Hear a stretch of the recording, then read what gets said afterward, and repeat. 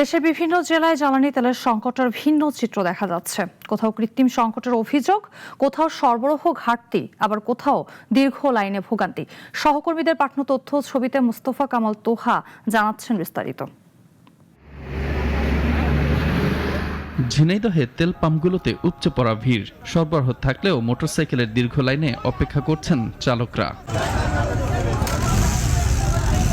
ঝিনাইদহ ৪ আসনের সংসদ সদস্য আবু তালিব পাম্প পরিদর্শন করে জানান, দেশে পর্যাপ্ত জ্বালানি রয়েছে। কৃত্রিম সংকট ও মজুতের কারণেই এ পরিস্থিতি তৈরি হয়েছে। আইনশৃঙ্খলা বাহিনী মজুত তেল উদ্ধার করছে বলেও জানান তিনি। শৃঙ্খলাবদ্ধভাবে যদি নেই তাহলেও এতক্ষণ আর এত কষ্ট হবে না। আমি দেখে আসলাম প্রায় আধা কিলোমিটার লাইন হয়ে আছে। অন্যদিকে মেহেরপুরের চিত্র আরও উদ্বেগজনক। সরবরাহ স্বাভাবিক না থাকায় বেশিরভাগ ফিলিং স্টেশন বন্ধ। সকালে সীমিত বিক্রি হলেও চাহিদা মেটেনি। ঘন্টার পর ঘন্টা অপেক্ষা করেও তেল পাচ্ছেন না অনেকে। ডিজেল সংকটে বড় মৌসুমে সেচ ব্যাহত হওয়ায় দুশ্চিন্তায় কৃষক।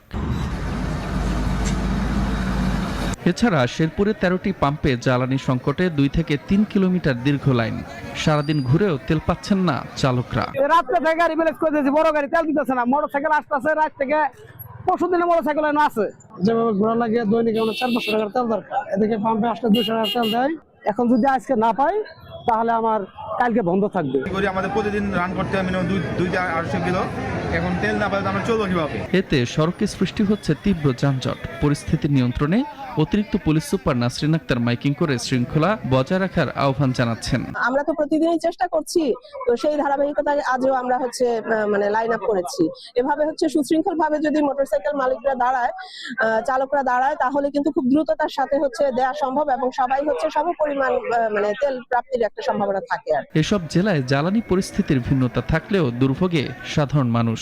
কৃত্রিম সংকট রোধ ও সরবরাহ স্বাভাবিক করতে দ্রুত কার্যকর পদক্ষেপের দাবি জানিয়েছেন ভুক্তভোগীরা। এখানে তো ডিজেলের লাইন, আপনারা যদি মনে করেন যে মাঝখানে রাখবেন আর সুযোগ নেবেন তাহলে সেটা ভুল করবেন। মুস্তফা কামাল তোহা, নাগরিক।